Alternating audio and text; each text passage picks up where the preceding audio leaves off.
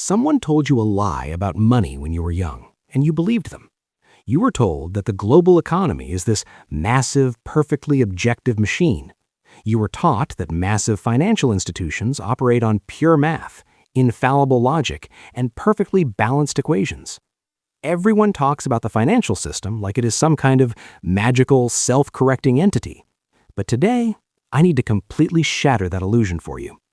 I want to put you in a very specific, incredibly high-stakes scenario. I want you to imagine this relatable scenario, but on a massive scale. You are sitting at a desk, late at night, staring at a computer screen. The financial model in front of you clearly shows that a country of 90 million people deserves a B+ credit rating. You have checked the math. You know exactly what that means. You know that issuing a downgrade to a B+ rating will automatically force exactly 17 institutional investors to completely liquidate their positions in that country's debt. The math is right there staring you in the face. So you take a deep breath and you click Publish. You publish the report, and almost instantly you watch the 10-year bond yield shift by 90 basis points. The screens flash red, the market reacts violently, and in that terrifying, quiet moment alone at your desk, you realize you are no longer just an analyst. You have become the pressure valve of global capital. Welcome back to the channel. If you are new here, we don't just talk about raw financial math. We focus heavily on behavioral psychology and narrative storytelling. We sit right at the intersection of wealth building, consumer psychology, and intentional living. Usually, we talk about the behavioral traps that keep people broke despite earning good salaries.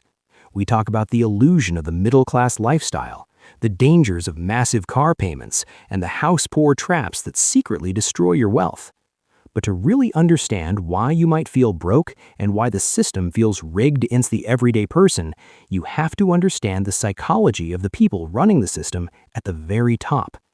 The people who benefit from your ignorance have zero incentive to educate you.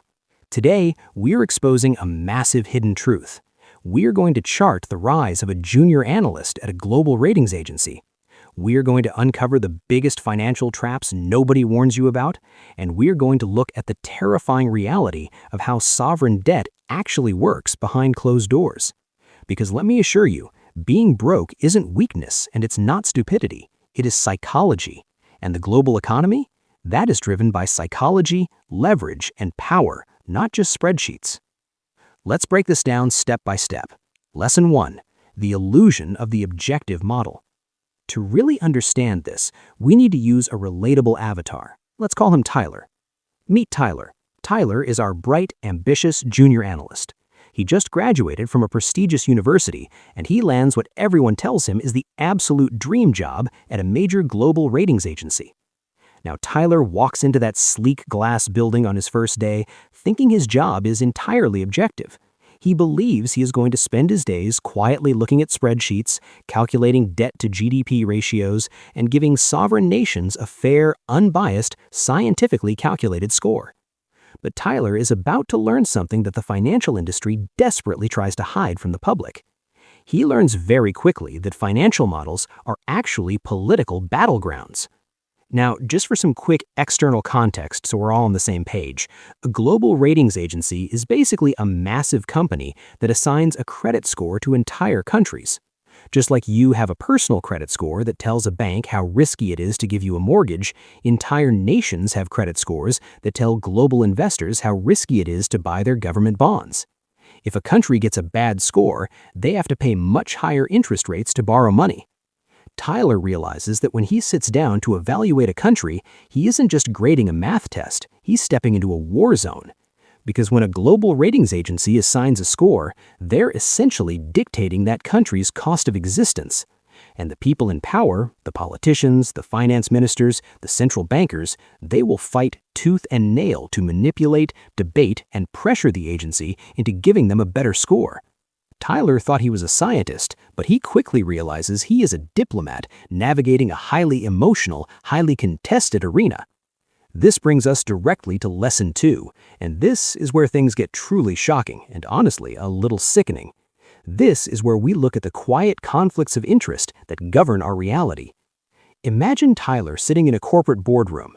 He's done the math, the models are clear, and a specific country's economy is severely struggling. The data demands a downgrade. But then he looks across the hall and discovers something that completely undermines the integrity of his entire job. He finds out that his agency's consulting arm is quietly collecting $4.2 million in consulting fees from the exact same governments that his agency is supposed to be objectively rating. I want you to truly let that sink in for a moment. This is the hidden trap. The agency is supposed to be the impartial referee, objectively judging the financial health of a country for the safety of global investors. But simultaneously, they're taking a $4.2 million paycheck to advise that very same government. How can anyone possibly remain objective when their company's massive revenue stream depends on the very people they're supposed to be regulating and downgrading? They can't. It's an impossible, fundamentally broken situation. It's a massive structural conflict of interest. Think about how this applies to your own life. We talk a lot on this channel about stealth wealth versus fake rich and how the financial industry pushes you to spend. Stop telling banks your income because here's why they want it. They want to sell you debt. The car dealership doesn't want you to buy a reliable used car in cash. They're incentivized to sell you a massive wealth-destroying auto loan because they make money on the financing. The entire system is built on conflicts of interest. The people advising you on what to buy are the same people profiting from your purchase. Tyler is seeing this exact same predatory behavior just on a scale of billions of dollars. He sees that the financial world is rarely about pure infallible math. It's almost always about leverage, relationships, and protecting lucrative consulting revenue streams. The system is completely conflicted. Let's move on to Lesson 3, the catastrophic ripple effect of the spreadsheet. Let's go back to that terrifying moment from the very beginning, the moment our analyst realizes the model dictates a downgrade to a B+ rating for a country of 90 million people. When Tyler hits publish on that report, the consequences aren't just red and green numbers moving on a digital screen. The real-world impact is immediate and visceral. As we discussed, that single action automatically forces 17 institutional investors to liquidate their positions in that country's debt. Why does this happen? Again, stepping outside our main sources with some vital market context, massive institutional investors, we're talking about teachers' pension funds, university endowments, and massive global investment banks, often have incredibly strict, legally binding internal rules. They're known as corporate mandates. These mandates state that they are legally only allowed to hold debt from countries that maintain a certain level of creditworthiness. If a country gets a bad score, they have no choice. It triggers an automatic, robotic, massive sell-off. And when everyone rushes for the exit at the exact same time, the price of the bonds plummets. When bond prices plummet, the yield, which is the interest rate the country has to pay to borrow money, skyrockets. That's exactly why Tyler watched the 10-year bond yield shift by 90 basis points. Now, I know 90 basis points sounds like boring, sterile financial jargon, but in the real world, for a sovereign nation, a 90 basis point spike is an absolute catastrophe. It means that the country suddenly has to pay exponentially more money just to service its existing massive pile of debt. And this is where the math becomes human tragedy. That extra money the government now has to pay in interest is money that is violently sucked out of the domestic economy. It's money that will no longer go to building hospitals. It's money stripped away from paving roads, subsidizing agriculture, or paying civil servants. It's wealth extracted from the citizens and handed over to international creditors, all because of an arbitrary grade assigned by a conflicted agency. And who pulled the trigger? A junior analyst staring at a spreadsheet, suddenly realizing with a cold sweat that they are the pressure valve of global capital. This brings us to a crucial turning point in our discussion today. Lesson 4, the terrifying isolation of power and the necessary identity shift. We have charted the rise of our junior analyst. We have seen him lose his innocence, discover the political battlegrounds, and witness the horrific conflicts of interest. But what happens when you survive all of that?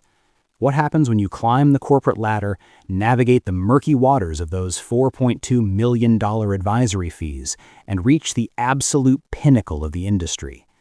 The story inevitably ends with the terrifying isolation of a senior director.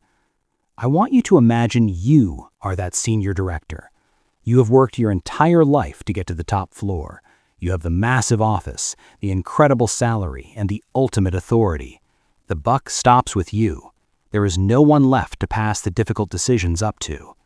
When a global financial crisis hits, you are the one sitting in that office, completely alone. And it is in that terrifying isolation that the brutal reality of our global system is laid bare. You are just a single, flawed, biased human being, and yet you dictate the borrowing costs for entire nations. You are the one who holds the survival of entire populations in your hands, and you're making those decisions based on a single spreadsheet. I really want you to stop and think about that.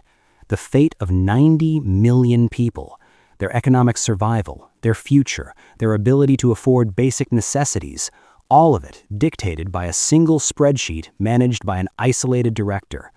It's not a democratic vote. It's not an invading army. It's a guy in a suit in a glass tower looking at a model that we already know is deeply compromised by millions of dollars in consulting fees. It is an incredibly heavy burden, and it exposes the fundamental, terrifying fragility of our entire global economic system. This is where we have to shift away from the math and look at your psychology. Personal finance, just like global finance, is 80% behavior. It is only about 20% head knowledge and math. If you were sitting at home right now watching this and you were stressing out because you have 2 paychecks but you are still broke, I want you to listen to me very carefully. You might be asking yourself, average net worth by age in 2026, am I ahead or behind?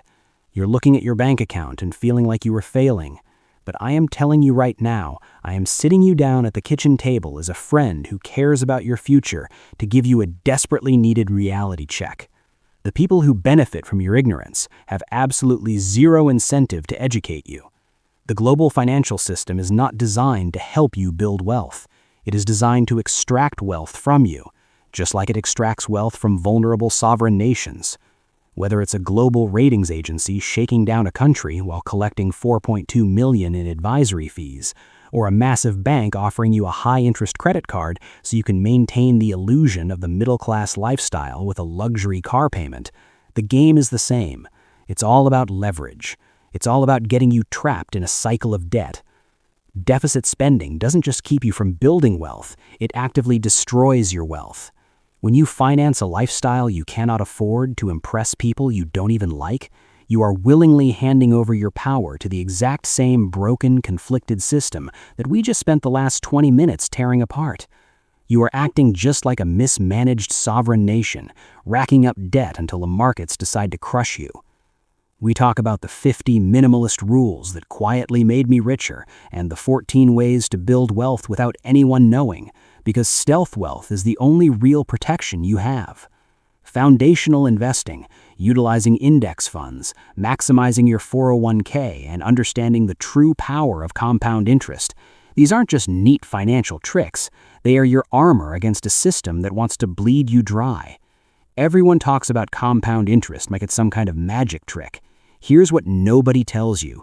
It's designed to feel like it's not working right up until the moment it makes you incredibly wealthy. But you have to be patient and you have to be disciplined. You have to stop playing the victim. I know housing costs are astronomical right now. I know childcare costs are insane. I'm empathetic to the struggles of the modern economy. I really am. But empathy does not pay the bills. Nobody is coming to save you. The senior director sitting in isolation, dictating survival from a spreadsheet, does not care about your car payment. So what are you going to do about it? The ground doesn't have to crumble beneath your feet, but you have to stop walking toward the cracks. You have to stop willingly stepping into the traps. You have a very stark, very urgent choice to make right now. You can close this video, you can go back to scrolling on your phone, you can keep swiping the credit card, keep maintaining the illusion of the middle-class lifestyle, and remain stuck in the default broken system. You can continue to be the victim of a financial machine that views you as nothing more than a source of revenue. Or you can decide that today is the day everything changes. You can take immediate, aggressive action. You can implement actionable debt payoff strategies like the debt snowball today. You can embrace minimalist spending habits today. You can stop telling banks your income and stop applying for debt you don't need. You have to take control of your behavior because your behavior is the only thing you actually have control over. Start tracking your numbers. Start investing in low-cost index funds. Pay off that high-interest debt that is quietly destroying your future. Protect yourself from the chaos of the global markets. Start now. If this video gave you a wake-up call, if it made you realize that you need to fundamentally change how you view money, power, and your own identity, then do not just let this be another video you watch and forget. Hit the subscribe button right now. Turn on the notification bell so you never miss a reality check.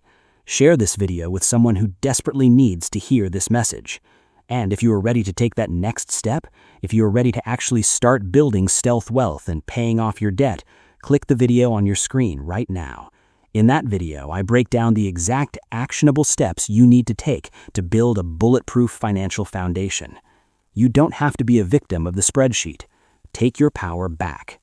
I'll see you in the next video.